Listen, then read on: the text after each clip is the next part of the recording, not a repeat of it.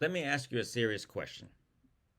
If someone is dying, if the doctors say there is no cure, if pain is constant, dignity is gone, and death is certain, why does society suddenly become obsessed with making sure they suffer to the very end?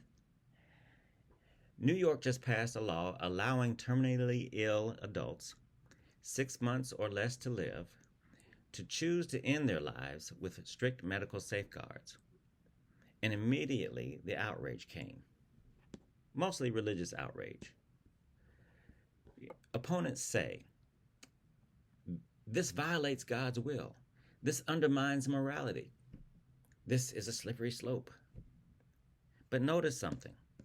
The people making these arguments are rarely the ones lying in the hospital bed. They're usually sitting comfortably, philosophizing about suffering. I believe that any morality that requires unnecessary suffering is already broken. Kindness in this life matters more than promises about the next one. I reject the idea that suffering is sacred. If disease is the will of God, then so is medicine. And if medicine can relieve pain, why can it relieve pain only up to a certain point? Why is easing suffering considered merciful on Monday, but immoral on Tuesday when suffering becomes unbearable? That's not morality. That's theology overriding compassion. Your life belongs to you, not the church, not the state, not strangers who will never feel your pain. And if your life belongs to you while you're healthy, it doesn't suddenly stop belonging to you when you're dying. Forcing someone to remain alive in agony is not pro-life. It's pro-suffering. A society that worships suffering has confused cruelty with virtue. Some people say, if we allow this, society will fall apart. That same argument was used against anesthesia, pain medication, hospice care, withdrawing life support.